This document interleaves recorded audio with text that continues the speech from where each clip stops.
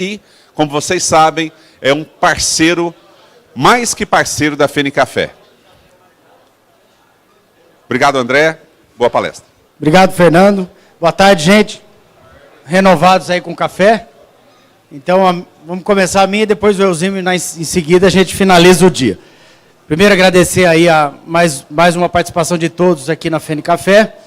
Nós vamos... A ideia dessa palestra é falar um pouco para vocês sobre a importância do diagnóstico de sistema de irrigação na produção de café. Tá? Alguns assuntos já foram abordados, o Quad falou muito de FERT e acho que ele não teve tempo de falar que da FERT irrigação, se o sistema não estiver funcionando bem, é impossível fazer a FERT irrigação. Tá? Então, é um assunto que a gente considera de relevância aí. Essa é a nossa equipe, o professor Elzímio vai falar aqui daqui a pouco para vocês, o Vinícius, o Leonardo, o Eduardo Gouveia. É um trabalho que a gente realizou aqui no Cerrado, que a gente vai mostrar os principais resultados para vocês aqui. Tá? Nesses 25 anos aí que a gente tem participado de cafeicultura, aqui? Espera aí, gente. Deixa eu só aprender aqui. É aqui?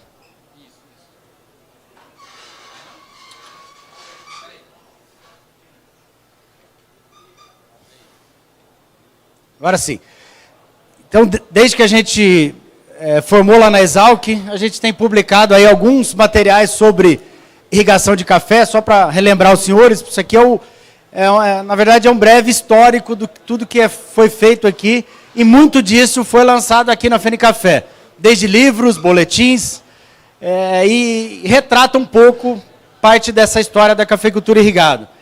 Começou com esse livro aqui, que foi o primeiro livro de irrigação de café no Brasil.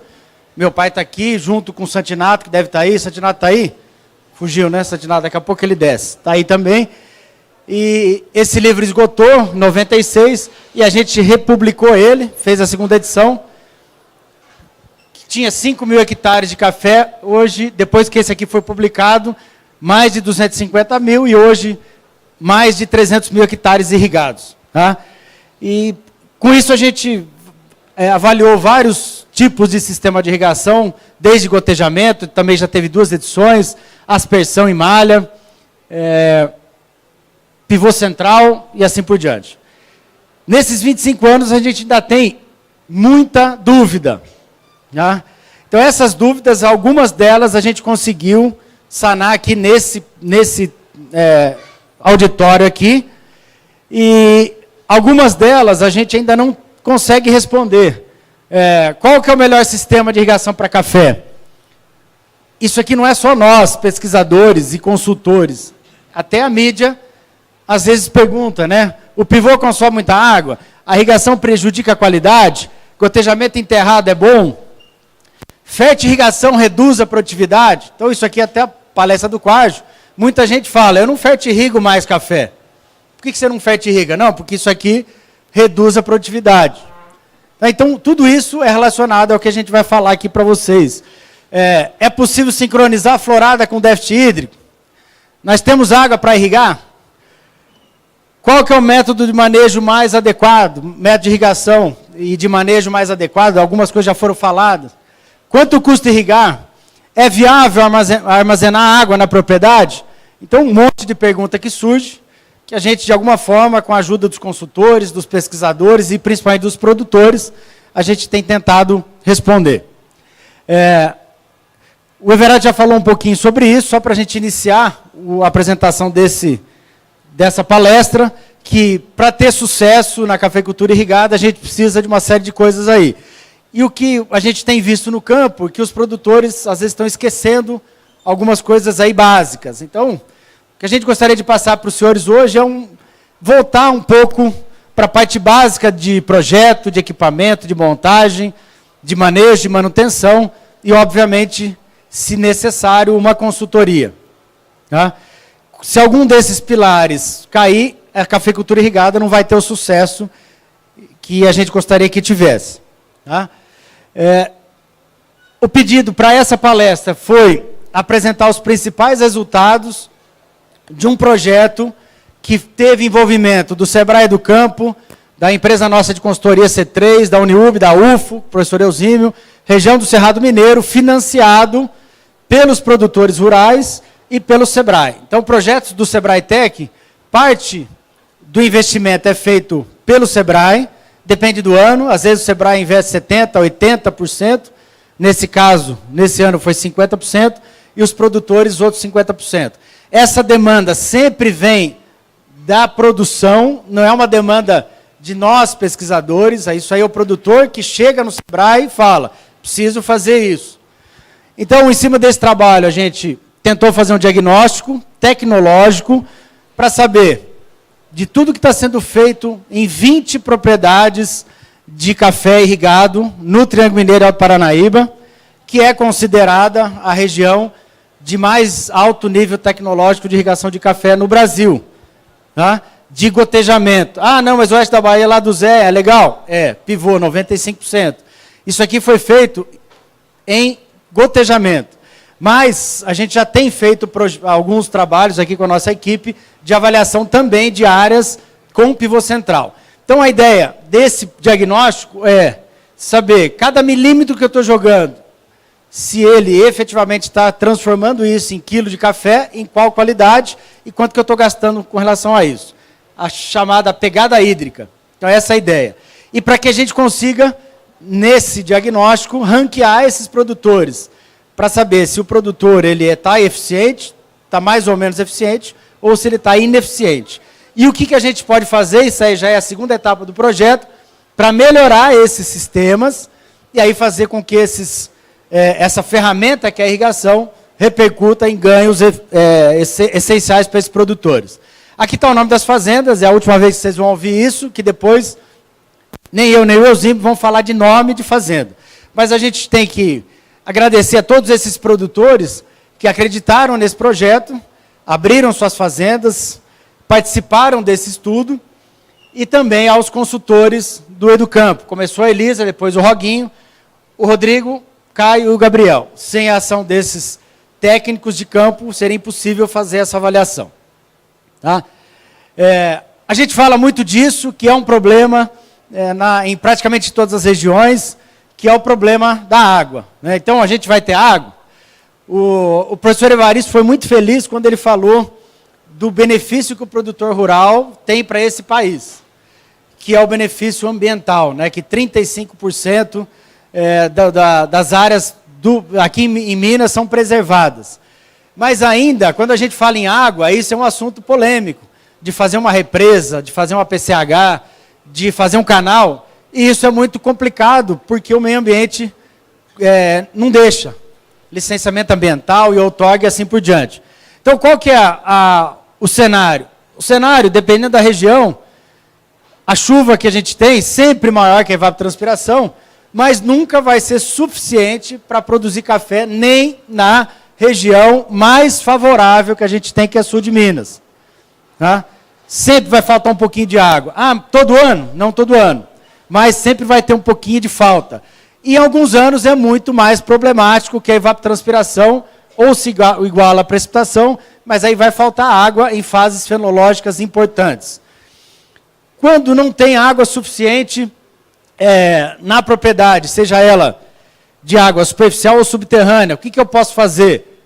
As barragens. Né? Então, alguns produtores, eu não vou falar dos exemplos, mas alguns produtores estão fazendo, isso aqui eu já mostrei ano passado, mas já repercutiu nessa safra. É um produtor relativamente grande lá do sul de Minas, vejam, sul de Minas, Boa Esperança, que tem um clima muito parecido, acho que o Donizete sabe, né, Donizete? Boa Esperança é diferente de Varginha, Dutra também está aí. E, não é, Dutra? Então, Boa Esperança, a gente tem visto que o balanço hídrico aqui de Boa Esperança é muito parecido com o de Araguari, muito parecido do que o de Patrocínio. Falta muita água aqui no final. Tá? Só que, na média, chove aí 1.500, 1.600 milímetros. O que a gente está fazendo com essa água? Aquela velha pergunta, o que eu faço dentro da minha propriedade para que essa água a gente consiga armazenar? Então, esse produtor, o pessoal já deve saber quem que é, ele tinha 317 hectares, tem até hoje, só que não tinha água para isso tudo. E porque o projeto, na época, achou que os poços iam dar e os poços não deram. Aí o que ele fez? Começou a pegar parte dessa chuva, 1.500 milímetros, que cai todo ano na propriedade dele, e de alguma forma armazenar ela na época da chuva. Então ele fez uma série de reservatórios, tá? 4 quilômetros da estrada, de estrada municipal, estadual, passa dentro da propriedade dele, e aí ele fez isso aqui, ó, bolsões enlonados, lógico, essa água está suja, mas essa água, por gravidade, está sendo captada, grande parte da água da chuva que cai na estrada, capta aqui nessas áreas, tá? E aí é distribuído na fazenda inteira. Então o investimento foi grande. Estive lá há 20 dias atrás. E aí essa água que está vindo aqui, ela passa então por tanques, e ele consegue armazenar essa água, e não falta mais água para ele na época que ele precisa irrigar. Tá? De novo, essa água que está indo para o mar, de alguma forma, ela está sendo desperdiçada. Mas a sociedade brasileira fala que isso, nossa, como é que a água não pode ir para o mar? Na verdade, ela tem que ir para o mar. Nos Estados Unidos isso não acontece. De alguma forma, essa água é usada antes pela indústria, pela agricultura, pelas cidades, e depois, se sobrar, ela vai para o mar. Né? Só que isso não é o que a nossa sociedade pensa. Aqui, só que tudo isso, gente, custa dinheiro. Né? Então, quanto custa fazer um tanque enlonado desse? Depende. Você quer armazenar água? Lá o doutor, quer armazenar água para 20 dias, 30 dias, 40 dias? Nas nossas condições aqui, fazendo essa continha de 1 metro cúbico por hectare por hora, usando aqui para gotejo 21 horas. Né? Fiz essa conta lá para o Rogerinho, ele não gostou, porque o Conilon é o dobro disso. Estamos falando aqui para arábico, tá, Rogério? Aí, se eu pegar 10 hectares, 20 dias de água, eu vou precisar armazenar 4 milhões de litros, com uma dimensão de tanque de 25 por 25 por 8, e eu vou gastar R$6 por metro cúbico armazenado. Essa é a conta. Se eu terceirizar tudo, se eu comprar uma retroescavadeira é outra coisa. Aí vejam, 10, 20 dias de água, eu vou gastar R$3.500. Ah, não, eu quero ter 40 dias de água. Vou gastar 9 mil. Você gasta o que você gastou no seu gotejamento. Mas você já tem 40 dias de água aqui, para 10 hectares. Se for para 20, é a mesma comparação, óbvio, diminui um pouquinho aqui para 40 dias, só que continua sendo o mesmo custo por hectare, obviamente para 20, você vai gastar um pouco mais de investimento total. 170 mil tanque, 90 mil para 30 e 60 mil para 20. Tá? E fazendo uma área de 50 hectares, mesma comparação, e vamos supor que eu queira água para 120 dias.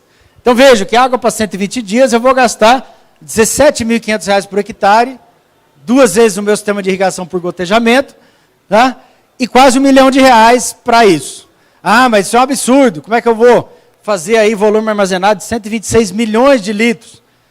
Tem um monte de casos aqui no Cerrado, não de 120, de 400, de 500, de 800 milhões de litros, o pessoal está fazendo. Para quê? Para tentar, de alguma forma, fugir, não de fiscalização, mas fugir, às vezes, Monte Carmelo, que está acontecendo, do rodízio com o meio ambiente, com a cidade. A cidade usa um pouco a água e uma semana a cidade usa, outra semana usa a irrigação. Imagine vocês em setembro, quando eu preciso garantir a florada. É um desastre. Então o pessoal está fazendo buraco. Tá? No ano passado eu trouxe o exemplo da Califórnia, mas isso aqui foi falado para o Everardo, que é interessante, o Gustavo está aí, já conhece também, né, Gustavo? Num estado aqui do Nebraska, num único estado, esse dado está um pouco desatualizado, mas já são 4 milhões de hectares irrigados. O Brasil inteiro tem 6 milhões. Então, num estado, 4 milhões. Né? Só que vejam, como que esse pessoal faz isso? Pega água subterrânea? Pega. Pega água de canais? Mesma coisa. Chove, quanto que chove lá? Igual ao Brasil ou não? Ou menos? Isso aqui é o mapa de chuva do Nebraska. O que chove mais, chove 800 milímetros. 800 milímetros é o que chove no nosso semiárido, que é lá no Vale do São Francisco, Petrolina e Juazeiro. Então vejam que, mesmo numa situação igual essa, mas é lógico que esse pessoal pensa, tem que irrigar, óbvio. Mas, mesmo com essa pouquíssima chuva, 400 milímetros de chuva, é quase deserto, eles conseguem armazenar essa água, de alguma forma. Tá? E aí fazem um monte de reservatórios que a gente já vai mostrar. Mas esse estudo feito lá por várias instituições lá do Nebraska, mostra o seguinte, que de tudo que, todo o abastecimento de água, grande parte da chuva que cai, que é pouca, né, na média 575 milímetros, vai para repor a evapotranspiração. Tá? Então vejo que aí sim é uma situação de quase calamidade no fornecimento de água. E nós não, nós temos aqui no Cerrado uma chuva que dá 3 vezes isso, 1.600, tem cidade aqui no sul de Minas, o Dutra sabe, 1.800 milímetros. Tá? Então qual que é a ideia? Que a gente, de alguma forma, tente reservar essa água para essa água ficar dentro da propriedade. Isso aqui é um estudo interessante que o Brasil ainda está engatinhando. Na Califórnia, aqui está falando geral dos Estados Unidos. Na Califórnia, os primeiros canais foram feitos em 1920. Tá? E ainda fazer canal no Brasil em 2018 é crime. Eles já fizeram em 1920. Então vejam que isso aqui começou com derivação de água e bombeamento superficial do subsolo, que é o que hoje o meio ambiente não deixa a gente fazer. Isso aí é 100 anos para trás, Estados Unidos. Depois, construir reservatório, canal de bombeamento de água profunda. Depois, aconteceu isso no Nebraska, que é muito pivô central, a sede da Walmart é no Nebraska, rebaixou o lençol freático, e aí começou a ter problema aqui de falta de água no aquífero. Tá? Tiveram que adotar algumas estratégias de uso menor da água, o principal, uso de lâmina deficitária. Eles não têm água suficiente para tudo. Mesma coisa para café, que nós vamos começar na EUSIM um estudo. Se eu não tiver uma lâmina de 5 milímetros, se eu jogar 3, adianta em área total? Ou 2? Então esse estudo ainda não está sendo feito, nós vamos começar. Outra coisa, água de reuso. Gente, os Estados Unidos usam água de reuso desde a década de 80. E o Brasil ainda está engatinhando. Mas tem lá, o Luiz Américo está falando que usa lá água de suinocultura. Legal, isso já é água de reuso. Não dá 1%. Então nós temos que melhorar isso aqui demais. E depois, aí sim, transferência de água entre bacias. O que o Brasil fez? Transferência de água entre bacias, aí vocês lembram. Transposição do São Francisco é uma transferência de água entre bacias ou não? Está aqui, então quer dizer que o Brasil não fez isso e já foi para cá? Foi. Então fez a transposição antes de fazer o básico. Tá? Mas isso é outro motivo político. E aí já tem gente, na Califórnia já está acontecendo, que já não tem água mais nos canais, que a Califórnia tem 6 vezes mais gente do que tinha em 1920, e não dá mais a água, nem superficial e nem subterrânea. E aí estão começando a usar a água do mar dessalinizada. Então vejam, que isso aí é passo a passo. O que o Brasil fez? Já vim para cá. Problema. Né? E aí esses canais, gente, mas não é canalzinho, né? O que a gente sempre fala, são canais revestidos que cortam os Estados Unidos de fora a fora para distribuir essa água. Né? Para que essas pessoas consigam ter água para a agricultura, para a cidade e para as indústrias. Né? E aí a principal água aqui dessa região do Nebraska é água de degelo de montanha, porque eles não têm água superficial, água de chuva, né? E também água de superfície. E aí vejam que a sustentabilidade da irrigação, isso aqui ainda é Estados Unidos, é o último mais 2 para vocês aqui. Parece simples, mas há ainda muitas perguntas e consequências indesejáveis. Né? Então vejam, o que sustentar a economia e ecossistema? Então o problema é que as ONGs, isso o professor Evaristo falou muito claro, então às vezes é mais valorizada a ONG, o meio ambiente, do que produzir.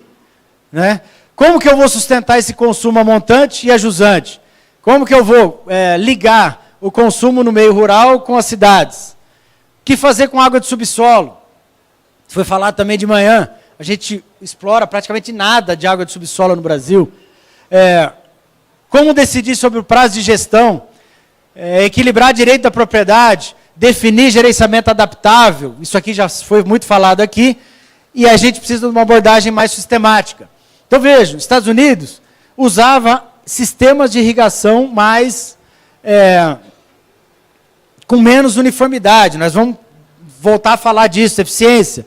E aí passaram, isso aqui gasta água demais, ainda temos disso muito no Brasil, principalmente para irrigar arroz, lá embaixo, no sul, mas a ideia é passar do antigo para o novo, que são sistemas mais eficientes no uso da água, por exemplo, gotejamento, que é o que a gente vai falar daqui a pouco. Só para terminar essa parte introdutória, o que tem acontecido com a irrigação no Brasil, crescido de uma forma exponencial, tá? Aí do zero até os 8 milhões de hectares que a gente tem hoje, 6 milhões, 8% da área, tá? E a gente tem percebido, vejam, que pelo menos isso o Brasil seguiu. Sul, irrigação de inundação de arroz. Olha o que aconteceu com isso. 24%. Quer dizer que pelo menos nisso, sistemas mecanizados, gotejamento ou pivô central, principal, né, até a aspersão convencional, e diminuiu os sistemas menos eficientes do uso da água. Tá?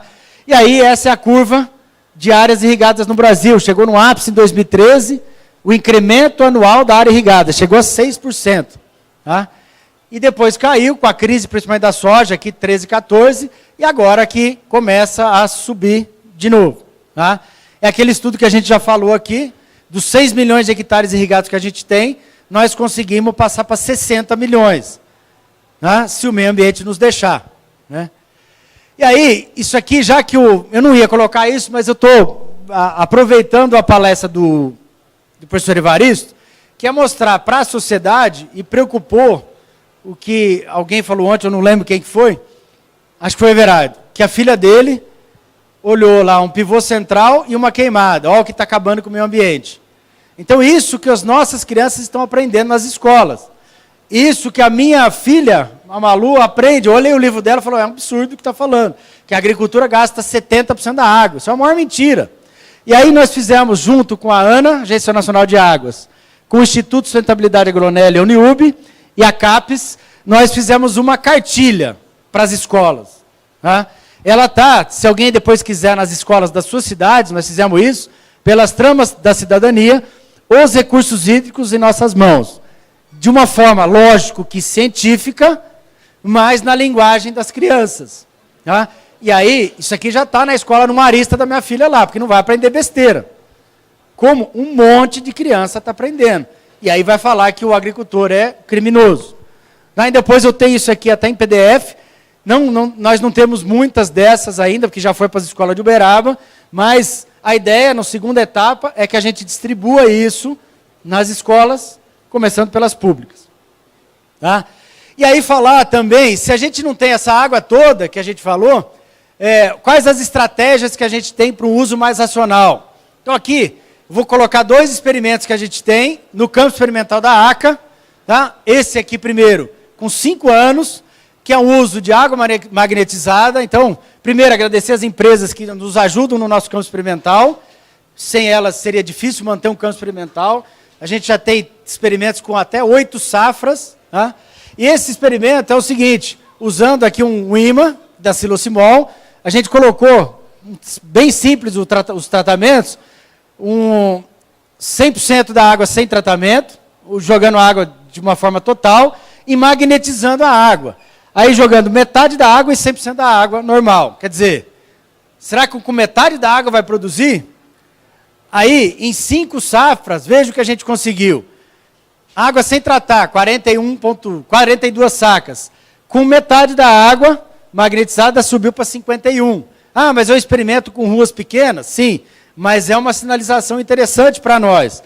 E se eu pegar aqui, ó, os 100%, subiu para 55%. Sem diferença estatística. Quer dizer, com metade da água, eu consigo ter a melhor produção. E aí, se eu não tiver água, com um sistema desse, a gente pode dobrar a área irrigada. Tá? Lógico, que isso aí a gente tem que continuar os estudos. E como que explica isso? Então, tem uma série de explicações, mas, basicamente, com o tratamento magnético da água, a água vai ficar mais fina. É igual afinar o sangue quando a gente tem problema lá no coração. Toma aspirina, né? Aí você, magnetizando essa água, você quebra os arranjos das moléculas de água, os chamados clusters. Tá? E aí, vejam, isso aqui de uma forma bem didática, a água tratada, o cluster da água vai ficar muito menor e ela vai, obviamente, penetrar muito mais fácil nas plantas. E aí eu posso, com menos água, produzir a mesma coisa. Então, essa é a maior ideia que a gente tem aí. Isso aqui não é só esse experimento da ACA que tem, isso tem no mundo inteiro. Tá? Tem vários artigos científicos que provam que essa tecnologia funciona. Tá? O segundo que eu gostaria de mostrar tem a ver também com a palestra da manhã, da equipe do VIT, que é ligando a matéria orgânica. Tá? Então, veja, aqui eu tenho um tratamento com irrigação total, sem matéria orgânica, aqui sem irrigação, aqui com irrigação e matéria orgânica, 10 toneladas por hectare de esterco de galinha, depois sem irrigação e adubação orgânica, e com metade da irrigação e adubação orgânica. Tá? Isso aqui, gente, já tem 7 safras. 7 safras, não é de um ano para o outro. E a gente percebe o seguinte, ó, que com irrigação e adubação orgânica produziu mais, óbvio, né? Com irrigação total, 45, eu tenho os dados estatísticos, só vou passar bem rapidamente aqui os resultados. Sem irrigação, despenca. Agora, sem irrigação e com matéria orgânica, de 19 para 32. Agora vejam, com metade da água e 10 toneladas de adubo, 48, praticamente sem diferença. Tá? Então, aumentar a matéria orgânica, isso aí o Mosca tem percebido muito. O nosso manejo de solo, de entrelinha, cortando, deixando a entrelinha vegetada, jogando para debaixo do pé de café, isso tem mudado o manejo da irrigação. Tá? Isso está bem provado nesse experimento aqui. E aí a gente tem, depois eu posso deixar para vocês, mas a gente vai publicar isso, está publicado aqui no evento e vamos falar no dia de campo. Tá? De novo, as empresas que nos ajudem, que continuem nos ajudando, né, Takao? Porque para manter um campo experimental não é fácil. Agora, vamos começar a falar de diagnóstico, daquela parte bem inicial. Nossa, mas falar que negócio de aula de irrigação? Não, porque os projetistas e às vezes os produtores estão esquecendo do básico. Básico, levantamento planaltimétrico. Gente, se eu tiver um levantamento errado, um projeto subdimensionado, não chega água no último gotejador. Ou gasto muita energia, como o Eusímio vai falar na palestra dele. Tá? Aí, não, mas eu fiz levantamento com GPS, lá meu GPS é ótimo. Esquece.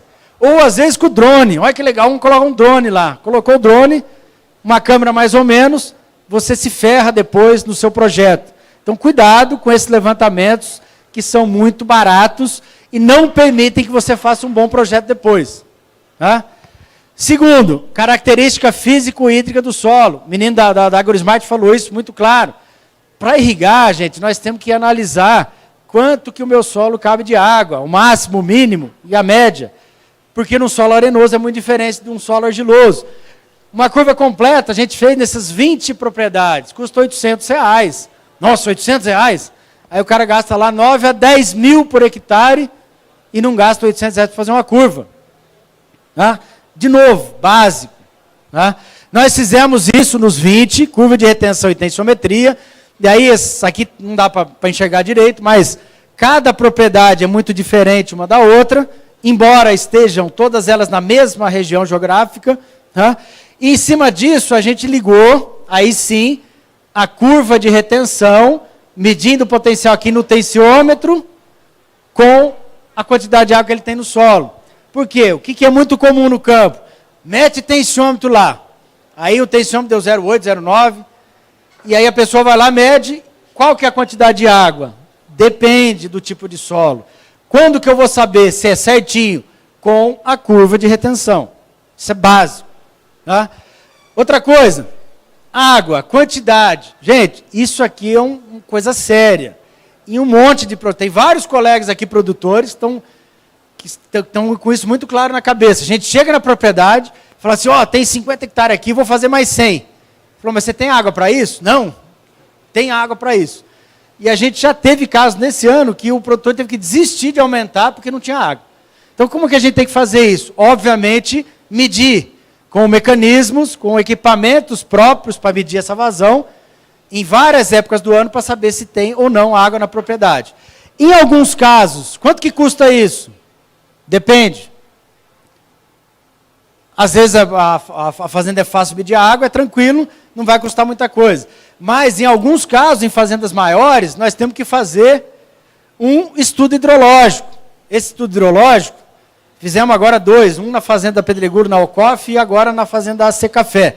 Por quê? Porque são fazendas muito grandes, e aí a gente tem que fazer um estudo muito pesado para definir a capacidade de irrigação. Tá? Um exemplo da fazenda aqui em Araxá, tem 12 pivôs numa fazenda e 5 na outra. Só que esses 12 pivôs, só metade tinha água. E a gente percebeu que tinha alguma coisinha que dava para melhorar ali. Tinha uma represa de 20 hectares na fazenda que não tinha um pivô. Por quê? Então a gente tem que redimensionar isso, porque às vezes gastou dinheiro com o projeto, com o equipamento e não tem água para isso. Tá? Outra coisa, análise da água. É uma coisa que a gente bate muito nessa tecla. Custa quanto? R$100 estourado. Na verdade, estão fazendo por 70, né, Elzimo? R$70 uma análise de água. Você vai ver a parte física, química e biológica. E às vezes a pessoa não faz isso e o projetista vai escolher o filtro dele sem ter a qualidade da água. É chute. E depois o problema vem quando a gente faz o diagnóstico, que eu já vou mostrar. Tá? Aqui um exemplo que a gente teve de análise de água nos 20. Então vejam, teor de ferro. Acima de 1,5 ppm de ferro, já é um problema sério para o sistema de irrigação, porque aí a suscetibilidade ao entupimento é muito maior. Onde está vermelho, deu a mais. Teve fazenda que deu 5 ppm de ferro, acima de 1,5 já é complicado. E a gente vai nessa fazenda que tem os 5, e não tem, às vezes, o básico que deveria ser feito para melhorar o problema do ferro. Tá? E aqui a uniformidade, a gente já vai falar disso, e o nível de ferro, inversamente proporcional, óbvio. Quanto maior o nível de ferro, menor a uniformidade do sistema. E leva a ferro mesmo, igual o Mosca falou. É isso aí. Segundo, sólidos suspensos totais não é um problema. Acima de 100 é problema, isso aí estava tranquilo. Só que sólido suspenso é muito mais fácil de mexer do que o ferro na água. Que o ferro na água ele passa invisível pelos filtros. E só vai ter problema no gotejador. E aí os sólidos também, quanto maior, menor a uniformidade. O pH, quanto maior o pH, acima de 8, também é problema. Numa única fazenda isso foi problema. Tá? Então pH nas nossas águas aqui do Triângulo Mineiro não repercute em grandes problemas para o sistema. Tá? E o grande problema que a gente vê é isso aqui, ó, biofilme. O que é esse biofilme? A água superficial, que praticamente grande parte aí das áreas cafeiras usam. Ah, mas Araguari usa água de poço, tudo bem, aí não tem grande problema.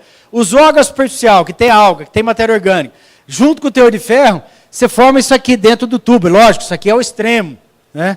Mas é um problema seríssimo, de incrustação dentro das tubulações, sejam elas de PVC, sejam elas metálicas e dentro dos gotejadores. Tá? E aí esse biofilme, a tendência dele é que cada vez ele vai ficando mais espesso até colapsar um gotejador, por exemplo. Tá? Como fazer com esse biofilme? Nossa, é fácil. Coloca um negócio igual esse e passa por dentro. É real? É. Dá para fazer. Dá trabalho? Dá. O ideal é que isso não aconteça dentro do gotejador. Então a gente tem que fazer as manutenções preditivas e corretivas para impedir que isso seja feito. Tá? Mas, se não tiver, depois eu volto nesse, você pode passar um PIG, olha como ele era antes, passa em cada linha de gotejador. Dá trabalho? Muito trabalho. Mas é possível você limpar, olha no final. E também nas linhas. Imagina, isso aqui é uma tubulação aí de 4, 5 polegadas. E passa um PIG dentro dela e limpa. Tá? Mas isso, para que a gente consiga fazer isso, o sistema tem que permitir, desde a sua concepção, que você deixe formas de entrada desse PIG dentro das tubulações para você fazer a limpeza. Tá? Outra coisa que a gente está testando junto com o Elzímio, projetos com biofilme tratamento também magnético. A gente está avaliando a luz dos gotejadores, porque uma forma de reduzir o problema da água, quando ela tem muito cálcio e magnésio, é fazer uma magnetização para ela. Isso aqui, gente, é usado muito em prédios, em indústria, em tubulações da Europa, há mais de 2.000 anos. Só que, de novo, o Brasil está um pouco atrasado, está chegando isso só agora. E a gente está fazendo isso. Eu estou fazendo essa avaliação em hospitais, Hospital da Uniúbal eu estou fazendo isso, para tratar água com magnético, para depois ir a água para o hospital, e estamos fazendo isso também em tubo-gotejadores. E a gente já começa a ter os primeiros resultados. Tá?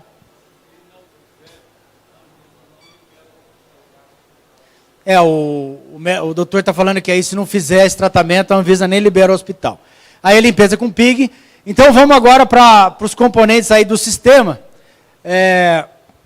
de filtragem. Cuidado com o dimensionamento sem análise de água, a gente já falou. Filtro sub ou superdimensionado, isso a gente tem visto muito na prática. Filtro mais barato para viabilizar a venda. Então veja, às vezes o cara coloca, não, eu vou pôr um filtro de tela, mas às vezes só um filtro de tela não funciona para a situação da sua água. Já vou mostrar. Perda de carga no filtro, deixa para o Eusímio e Vinícius falar daqui a pouco. E quais são as opções que a gente tem. Mas isso, não sou o André Fernandes que está falando, isso aí é mais do que claro, que dependendo da água que você tem uma quantidade de filtros e o tipo de filtro que você tem, ou disco, ou tela, ou hidrociclone e assim por diante. E outra coisa importante, operação e manutenção. Tá? A gente tem chegado nas fazendas, abre o filtro para mim, às vezes o técnico que cuida fala, não, mas isso aqui é retrolavagem automática. Não, mas abre aqui para nós. Confiar muito na retrolavagem automática, abriu o filtro não filtra absolutamente mais nada. Tá? Sem citar nomes, né? Eu vou colocar um aqui, ó, numa fazenda aqui, isso aqui é um filtro de disco. Só que tinha uma tela dentro dele. Tudo bem, mas é disco, põe tela. Aí nós chegamos lá, né, Eusímio Vinícius, nossa, que legal, um filtro de disco, tirou, era uma tela. Puta, esse professor não sabe nada, é disco ou tela. Só que olha a tela, estava com esse pequeno orifício na tela. Né? O que aconteceu com isso? A água passava suja do sistema e ia para dentro do gotejador. Isso aqui é o final das linhas. Tá? Ah, mas aí o filtro não funciona? Não é que o filtro não funciona. Aí é questão de operação e ver o que está acontecendo num projetinho pequeno, mas dá para consertar. E esse aqui é o outro disco. Então aqui tinha uma tela, que era essa, e do outro lado tinha o disco, que é esse. Tá? Que também estava começando a colapsar. Então essas coisas são básicas, mas a gente tem que entender isso. Aqui outros exemplos de tela entupida, confiando na retrolavagem, perda de carga monstruosa, isso aqui é foto de projeto. Tá? E aí o sistema não funciona. E aqui um extremo, né? De filtro que não filtra absolutamente mais nada. Tá? E aqui outro exemplo, que estava tão ruim esse fio de disco, que ele já teve dano mecânico de tão sujo que ele estava. Mas isso é extremo. Né? E aí, gente, como que a gente escolhe filtro? Lógico, fazendo análise de água e sabendo o que eu tenho que filtrar. Se eu tenho que filtrar qual o tamanho da partícula, aí eu coloco fio de areia. E vejam, muita gente não gosta do fio de areia, mas na água que a gente tem aqui nas nossas regiões superficiais, que tem matéria orgânica, é fio de areia. Mas isso já tem mudado. Viu, doutor? Há 15 anos atrás, é só filtro de disco que funciona. Mas a nossa água não mudou. Hoje, a água superficial, a gente sabe que a água de represa, filtro de areia, disco e tela. Se tiver areia, hidrociclone. Tá? Então isso é muito claro. Tá? Está em todos os livros de irrigação que tem mais de 100 anos. Então a gente não pode esquecer o básico. Tá? Outra coisa, qual que é o tratamento que a gente tem para contaminação biológica? Tem uma série deles. O que a gente está fazendo no campo para melhorar o problema do biofilme, o problema das algas, o problema das bactérias? Tá? Então tem um monte de coisa para fazer, cloração, filtragem aeróbica, filtragem física, precipitação química, e tem vários estudos. Então vejam, que o ideal é você fazer para remover bactéria uma cloração, que grande parte faz, após um tratamento biológico. Aí você mata praticamente tudo. E às vezes os métodos que os produtores estão usando, tela fina, vejam, pega 2% até 20% e zero de bactéria. Ah, mas tem água superficial só com fio de tela?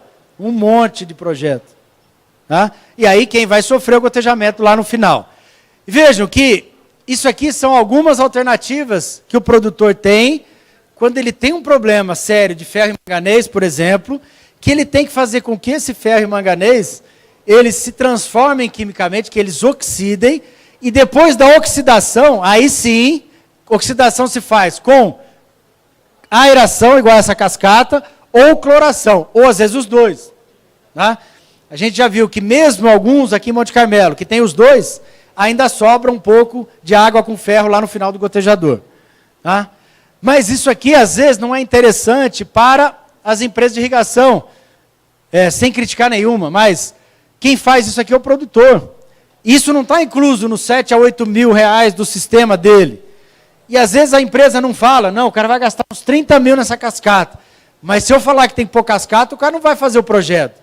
Então, por isso que eu estou falando para os senhores que isso tem que ser analisado. E só com análise de água, sabendo a fonte de água que a gente utiliza, e aí sim que a gente vai usar essa estratégia. Depois aqui, ó, continuando o estudo, pressões no sistema de filtragem. Aqui tem antes e depois. Então, a gente fez essa medida. Quanto que acontece no sistema de filtragem antes e depois? Estava relativamente bom, embora algumas propriedades tinham uma perda de carga muito alta. Depois disso aqui eu vou deixar para o Zim falar que foi feito. Nós fizemos um cálculo de quanto vocês estão perdendo por uma diferença de pressão entre o início do filtro e o final do filtro, antes e depois. Tá? Quanto mais problema que eu tiver de pressão, menor é a uniformidade do sistema. Outra coisa, pressão nas linhas laterais, né, que é o início e o final, que é o grande diagnóstico de um sistema de irrigação de gotejamento. Sempre tem lá. O cara vai lá e mede no final. Veja, no final está quase zero. Ó. Isso aqui, se levantar a mangueira até aqui, já não cai mais nada de água. Tá? E alguns, no final, uma pressão de quase 3 quilos no final.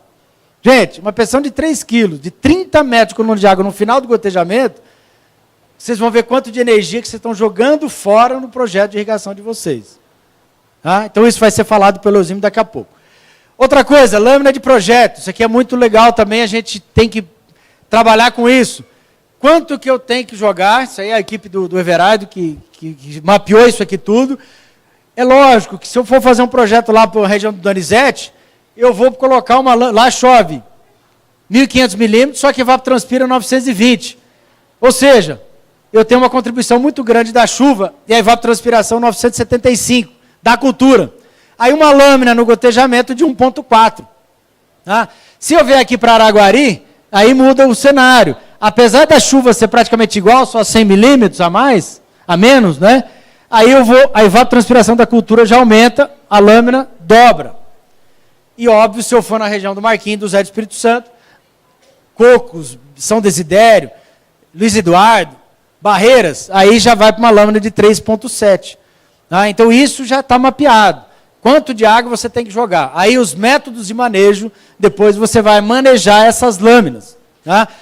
E aí a irrigação anual em cada uma das regiões. Então é óbvio que se eu irrigar café em Lavras, lá no Dutra, lá em Guapé, talvez um pouco mais que isso, né, Dutra? Mas 175 milímetros você vai gastar pouco, comparado com 515 em Cocos. Então é óbvio que numa região de 90% de areia, evapotranspiração maior e chuva é menor, você vai gastar muito mais do que uma região tradicional. Agora, mesmo nessa região tradicional, por isso que o Dutra já está irrigando a área dele, nos estudos lá que a gente tem, o Everardo tem, o Lima tem lá em Lavras, Procafé tem em Varginha, em 10 anos de experimento, o aumento de 50% da produção em área irrigada. Ah, mas um ano praticamente não deu. Tudo bem, nos outros você produziu mais de 100% a mais. Tá? Então, mesmo numa região que você necessariamente não precisa de tanta água quanto uma área quente igual Cocos, você tem uma resposta boa. Então, essa resposta já tem no sul de Minas. 50% em Varginha. Tá? Aqui, só para ter uma ideia, em Araguari, então vejo que é muito claro o que acontece aqui na nossa região. Para de chover e só vai lá no final, com a chuva, e aí você tem que irrigar aqui, dependendo do seu manejo. Tá?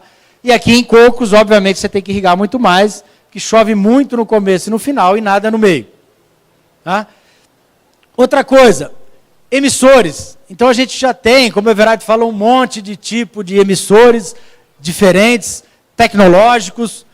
Sai Israel melhor, a gente já tem aqui no outro dia, e alguns produtores ainda desconhecem alguns aspectos básicos, mas não por falta de conhecimento, talvez por falta de conhecimento deles. Mas vejam, que a gente tem visto às vezes no campo, coisas básicas, por exemplo, o tamanho da linha do gotejador. Eu posso colocar 100 metros, 200, 300? Depende do modelo, da vazão, do espaçamento. Isso aqui é um caso típico numa fazenda em Patrocínio, Santa Juliana, Iraí de Minas. Isso aqui é uma estagiária que a gente tinha, a Renata, no início da linha. Olha onde estava o café, praticamente no ombro dela, e no final da linha, perto da cintura. Por quê? Linhas muito longas, vazão alta no começo e vazão pequena no final. Gente, o que teve que fazer com isso aqui? Óbvio, reduzir o tamanho dessas linhas, colocar uma linha de derivação no meio e dividir o tamanho da linha. Tá? Isso tudo é complicado. Qual que é o gotejador de maior ou menor vazão? É sempre a briga que a gente tem, enquanto consultor, com as empresas de irrigação. A tendência é gotejador de baixa vazão, meio litro, 0,6. Aí vocês vão ver o que aconteceu nesse diagnóstico. Qual que é a espessura de parede? A gente tem isso não está escrito em nenhum lugar, não é verdade? Mas a gente tem na cabeça. Aqui, ó, pelo menos 2 litros por hora, parede pelo menos 0,9, mas a gente tem visto no campo gotejador de 1, de 0,6. Tá? Qual o espaçamento entre gotejadores? Depende da textura. Se é autocompensante ou convencional, falando, André, lógico que é autocompensante. Será? O estudo do professor Rubens testou todos os gotejadores do mercado, 15 modelos. Qual que dura mais? O convencional, não o autocompensante, porque ele não tem aquela membraninha que faz autocompensação, não tem o elemento móvel. Aí ele dura muito mais do que o autocompensante. E por que todo mundo está instalando o autocompensante? Não, é mais fácil fazer projeto. E estão pagando a mais por isso. Tudo bem. Subterrâneo ou superfície? Antissifão, antidrenante? Então, um monte de dúvida. Tá? E a gente ainda tem algumas dúvidas. Com relação ao espaçamento na linha. Então, isso, obviamente, que depende da textura do solo. Tá? Então, veja, aqui eu tenho o espaçamento dos gotejadores nessa parte de cima, 75 e tal, e a quantidade de argila. Praticamente todos os projetos que a gente avaliou estão dentro da norma, que é os azulzinhos. E esse aqui, com o nível de argila lá embaixo, ele está com 70 centímetros. Obviamente, o que acontece com isso aqui? Não forma bulbo, não forma faixa molhada. Tá? Mas o meu vizinho faz 70 centímetros com 2,3. Será que o seu é isso? Tá? Então, às vezes, você tem que respeitar, né, lógico, fazer o exame textural. Então, quanto mais pesado está o solo, mais você consegue distanciar os gotejadores na mesma vazão. Tá? Mas, às vezes, você tem que fazer um teste de bulbo no local. Se você tiver dúvida, você demora aí 24 horas, 30 horas, você faz um teste de bulbo com vários gotejadores, várias vazões, vários espaçamentos, e aí você escolhe para a sua situação o melhor disso. Mas quem que faz teste de bulbo? Não dá 1%. Na verdade, eu acompanhei 2 que nós já fizemos, só. Em 25 anos que eu trabalho com isso. 2. Mas dá para fazer? Custa caro? Gente, você vai só gastar tempo. Outra coisa, vazão do gotejador. Então, veja, vazão aqui dos gotejadores. Tem 1,6, tem 2,2, tem 3 litros. E olha esse gráfico interessante. Quanto maior a vazão, maior a uniformidade. Mas isso quando você vai falar numa empresa de irrigação, não, a tendência é usar gotejadores de vazão menor. Tudo bem que a tendência é essa. Mas no campo, está mostrando que quanto maior a vazão, maior a uniformidade. Tá?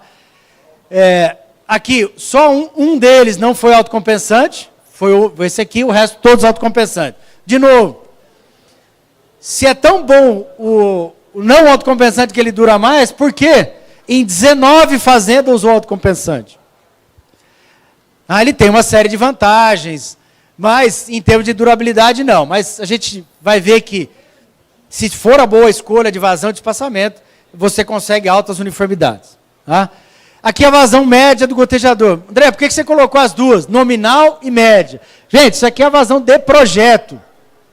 Depois que você instala no campo 1 ano, 2 anos, 3 anos, quanto que efetivamente está saindo nos gotejadores? Dá uma olhada.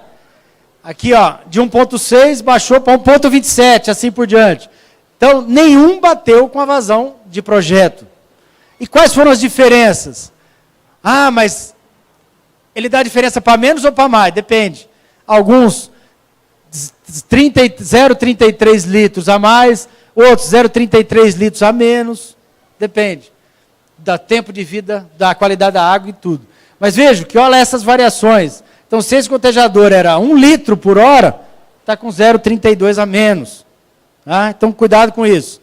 Outra coisa, subterrâneo aqui, que é óbvio que vocês vão perguntar, mas para avaliar, dá para avaliar gotejamento subterrâneo? Dá. Dá mais trabalho? Dá. Mais ou menos 2 vezes o tempo, até 3 vezes o tempo a mais. Por quê? Você tem que achar o gotejador com enxadão, você tem que, sem ferir ele, porque senão você vai arrebentar ele. Acha o gotejador, coloca o copinho lá, mede a vazão, mede a pressão, e depois você vai enterrar isso tudo de novo. Então, o grande medo que eu tenho, um monte de gente me perguntou, André, mas já está legal para fazer gotejo enterrado? Depende. Se o cara tiver preguiça de fazer isso, não faz. Tá? Se ele já não consegue manejar o seu sistema superficial, não enterra. Tá? Agora, quem consegue trabalhar bem o gotejamento superficial, deixa eu ver meu tempo aqui, estou tranquilo, consegue também fazer ele, embora dê um pouquinho mais de trabalho, fazer ele também enterrado. Tá? Outros enterrados aqui no projeto, em torno de 90% de uniformidade. Tá? Esse aqui é o mais antigo que a gente sempre fala, que eu vi os dois aí ontem, o Leandro e o Daniel, que é o projeto que a gente mais antigo tem enterrado, continua com boas uniformidades. Por quê? Porque a gente sempre fala, foi colocado um emissor próprio para enterrar, todos os mecanismos para enterrar, foi feito um bom enterrio, e foram feitas as operações de manutenção e operação do sistema que permitiram que depois de 15 anos quase que isso aqui tem, continue com 92% de uniformidade. Está mais do que provado. Ah, mas será que vai concentrar a raiz? Será que vai gastar mais? Então, nós fizemos um experimento, voltei lá essa semana, 30 hectares, metade enterrado, metade sem enterrar. E a fazenda, tem 750 hectares irrigados essa fazenda, do Grupo Quercia. E aí a gente fez um estudo, desde o início, enterrado e superficial. Tá? O que a gente tem feito aqui, avaliado as produtividades, está indo para a segunda agora, mas o que chama atenção, manutenção, lá tem muito problema de rato. Então, manutenção do enterrado, R$ 36,00 por hectare, ano, e do superficial, 450. Tá? E aí, vocês vão conversar aqui nas empresas de irrigação que tem por aí, qual que é a tendência? Netafim, Rivlis, Naandan, todas aí. O número que chega, que eles venderam em 2016, 80% enterrado. Tá? O que isso vai virar no final? Não sei. Já existe tecnologia para isso. Outra coisa, concentra a raiz de um lado da planta, acho que o Quajo respondeu um pouco para vocês hoje. O nosso clima é um clima tropical, não é semiárido. Então a gente fez um teste aqui nessa fazenda, que é Araxá, tudo bem, chove um pouco mais. A gente enterrou só no segundo ano, primeiro superficial, chove relativamente bem, só no segundo a gente fez o enterro do gotejador. Aí fizemos trincheira, acho que o Willy está aí, pode me ajudar aqui, né, Willy? E aí a gente avaliou e fez um dia de campo lá, para saber, tinha mais raiz desse lado, onde está o gotejador, ou do outro lado? Aí jogamos um monte de gente nos buracos, para falar onde tinha mais ou menos raiz. Ah, então aqui, ó, de um lado e do outro. E aí essa é do lado do gotejador e essa é do lado oposto do gotejador. Se o cara não achasse o gotejamento aqui, ele não sabia onde ele estava. Tá? Então tudo, gente, é manejo. Tudo é usar a tecnologia ao nosso favor. E aí tem uma série de recomendações, vou passar muito rápido aqui. Deu muito errado no começo, porque enterraram ele a 50, 60 centímetros. Então isso foi um problema. A gente costuma enterrar só depois de um ano, mas já tem gente enterrando no começo. Tá? Avaliar o sistema, sem ter preguiça. Muito critério na hora de enterrar, então o cara tem que ficar lá acompanhando, enterrou errado, ele vai enterrar o dinheiro dele. Tá? Gotejador com orifício para cima e assim por diante. Tem que ter cobertura do solo após a implantação, uma compactaçãozinha ali. Não pode ter caminhos preferenciais, porque ele não vai irrigar, ele não vai conseguir formar o bulbo. E a outra coisa, independente do sistema, se é enterrado ou superficial, não só para gotejamento. Pivô, aspersão, tem que avaliar o sistema, colocar os copinhos lá, que é o que a gente fez nesse projeto, que o Osimo vai mostrar daqui a pouco. Avaliar pelo menos 16 pontos no setor, vazão, em 16 pontos de vazão, 4 pontos no início de pressão, 4 no final. E a gente teve nesse projeto aí do Educampo, 20 setores que a gente avaliou, desde 64% até 96. Então, quando o Quad falar de fertigação, óbvio que se eu pegar esse sistema aqui, aí a fertigação não vai funcionar. Se eu pegar nessa aqui, tranquilo. Posso fazer até a quimigação com os produtos WG das empresas. Tá? Então, isso é fundamental que seja feito. Mas quando? Pelo menos uma vez por ano. Pelo menos uma vez por ano. Tá? Aí o resultado consolidado de uniformidade. Veja, o excelente são os azuis. Então, praticamente tudo está entre excelente e bom. Tem alguns razoáveis, um ruim e inaceitável, um também. Tá? Então, relativamente está bom. Na média, a gente está aqui em quase de 80% de uniformidade. Obviamente, alguns pontos fora da curva. Gráfico aí do Léo, obrigado. Outra coisa, pegada hídrica, que é o que a gente fez, colocando 13 fazendas aqui ranqueadas.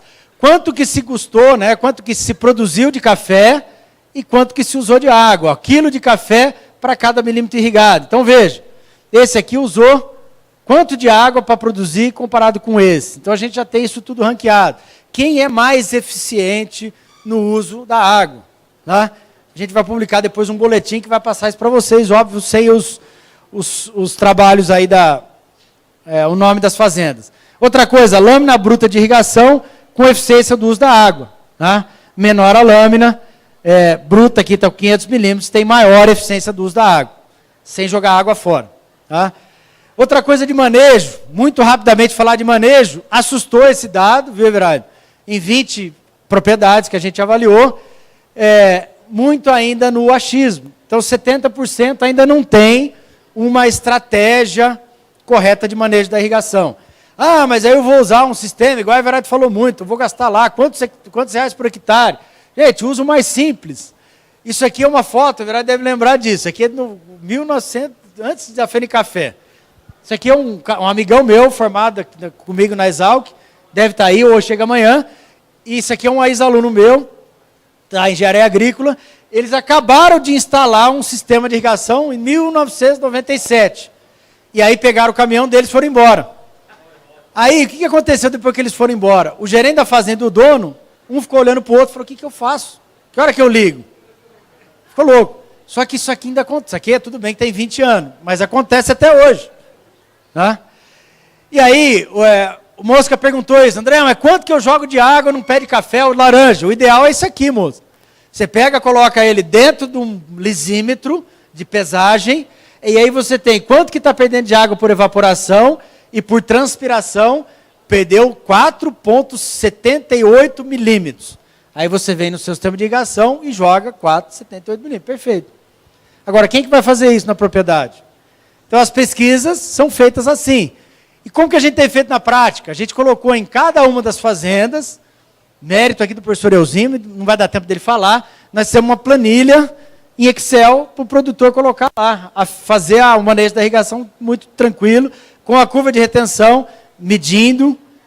Tem que medir, gente. Igual o Everardo fala, manejo de irrigação não é chute, o cara tem que ir lá e medir chuva, medir temperatura, pelo menos chuva e temperatura, né? E aí a gente tem que fazer o monitoramento, isso aqui já foi falado. Ou eu uso uma equação desse tamanho, com uma estação meteorológica aí convencional, ou a do Everardo, que já faz isso, não é, Everardo? Custa 6, 7 mil, e algumas completas aí 20 mil, mas a dele completa já está esse preço. Aí você tem uma estimativa que a FAO recomenda, que é essa aqui, ó, PNMA Monti. Aí você acerta muito mais, aí, Mosca, o consumo de água pela planta. Tá? Aí você faz a correção disso com a sua cultura e com o seu sistema de irrigação. E, mas eu não quero gastar isso. Aí você gasta pelo menos um termômetro e um pluviômetro. De novo, já falei umas 15 vezes aqui. Não esse pluviômetro. Tá? Vamos fazer a pergunta de novo. Um monte de gente ainda tem isso. Dá 35% de variação para mais e para menos. Então usa um pluviômetro que é padrão, que tem uma boca mais larga, que você consegue, aí sim, captar água da chuva. Tá? Então, já estou finalizando. A gente tem feito aí, junto com os produtores, de novo, parabenizar os produtores que abrem suas fazendas e nos deixam testar uma série de coisas lá. Esse aqui é um experimento legal lá no Monguilô, junto com o Nilvio e o professor Eusímio da UFO, fazendo aquilo que o menino falou de manhã, interligando tudo. interligando dendrometria, interligando sensor de solo, sensor de água, que é o hidrômetro, sensor de clima, e tudo isso interligado para tomar a melhor decisão. E aí tem uma telinha igual essa, que a gente consegue monitorar. Mas, gente, cuidado com monitorar isso tudo numa telinha de celular ou num tablet, esquecendo dos princípios básicos da irrigação. Cuidado! Tá? Então, isso que eu falei de curva de retenção, de uma série de coisas aí, isso não pode ser negligenciado. É muito bonitinho olhar lá, olha que beleza, irriga. Aí está chovendo, o cara está irrigando. Então, cuidado com isso. Tá? Outra coisa que é o trabalho do Jefferson, que está aqui, que é o trabalho de tese dele, medindo temperatura do dossel e ligando isso com o consumo de planta, com estresse de planta, um trabalho aqui fantástico que o Jefferson fez. Então, veja que o tratamento sem estresse, aqui com L0, com a lambda 0, desculpe, sem irrigação, temperatura foliar vai para 42, reposição de 100% da água cai para 35. Será que isso é estresse? Óbvio, né? Isso aqui, gente, quanto custa um termômetro desse aqui, Eusêmio? R$40, R$50? O Vinícius? Mais ou menos, né? Lógico que uma câmera dessa aqui é muito mais cara, mas tudo isso a gente está fazendo as avaliações aí. Tá? Isso aqui o Eusêmio vai falar, vou passar bem rápido. Cuidado com instalação e entrega técnica. A entrega técnica é um momento fantástico de você avaliar o seu sistema, ele zerado, novo, e em cima disso que você vai começar a fazer as suas avaliações. Tá? O Eusêmio vai dar um exemplo disso aqui, eu vou passar mais rápido. Aproveitando o nosso colega Bambini aqui, plagiando uma palestra dele, avaliar tudo, foi o que a gente fez no nosso diagnóstico. Avaliar bombeamento, adutora, filtragem, válvula, medidores todos de pressão, vazão e, por último, os gotejadores. Tá? Aí, algumas que a gente encontra aí no campo, que os nossos colegas encontram no campo, problema de bombeamento. Então, a bomba, ela explode, se for mal utilizado. Então, vejam, rotores totalmente danificados, igual esse daqui, tubulações corrompidas e assim por diante. O que a gente tem que fazer? Medir. Tá? Eu tenho que saber as características, principalmente de pressão e vazão, de cada um dos pontos de operação dos meus setores de irrigação. E em cima disso que eu vou avaliar, é o meu diagnóstico, que é o que a gente faz. Tá? Para finalizar, em termos de fertilização, não dá tempo de falar tudo, mas o mínimo é saber do meu fertilizante, quando ele sai do meu tanque, passa pela minha adutora, passa pela derivação, até chegar no último gotejador, quanto tempo isso leva. De novo, a fertilização, às vezes o cara ligou a bomba, já liga a fertilização. Aí esse gotejador vai receber, às vezes, 10 vezes mais nutrientes do que esse que está aqui, sem respeitar o tempo que é chamado tempo de avanço, que dependendo do projeto, demora 1 hora, às vezes. Tá? Na média aí dos projetos que a gente está vendo, 30 a 35 minutos. Mas isso tem que ser respeitado. As fontes de fertilizante, acho que o professor Quadro falou, é uma coisa que a gente tem que mudar, mas tem que ver também custo, né? Isso é fundamental. Antes de terminar, fazer só uma propaganda daquilo que eu falei de manhã, que é o Congresso Brasileiro de Engenharia Agrícola, e de 6 a 8 de agosto, conto com a presença aí de vocês, é um congresso mais científico, mas a gente trabalha também com a parte de empresas lá, que, principalmente na área de irrigação.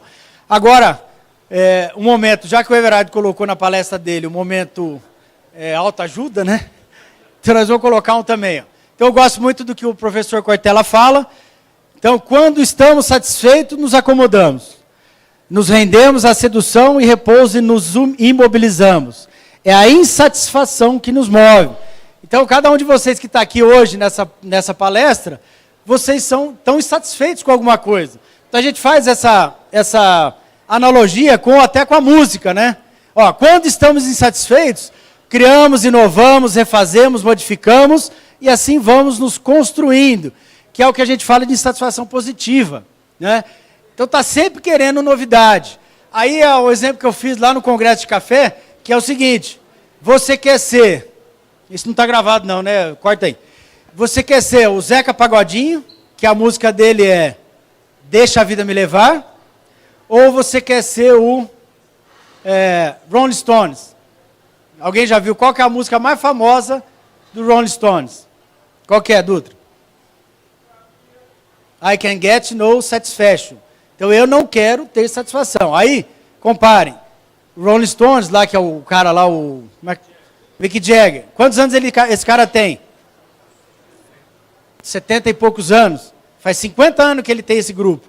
E ele treina, agora ele está fazendo uma turnê nova. Agora esse cara precisa fazer a turnê nova? Com a riqueza que esse cara tem? Não.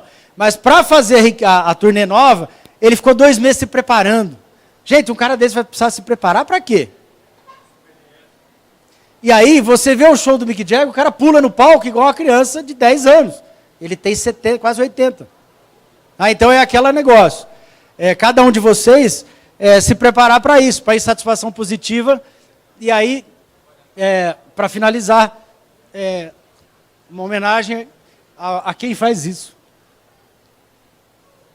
Meu pai e o Fernando. O Fernando tem 80 anos de formado e meu pai tem 50 e está aqui junto com a gente. Era isso, gente. Obrigado.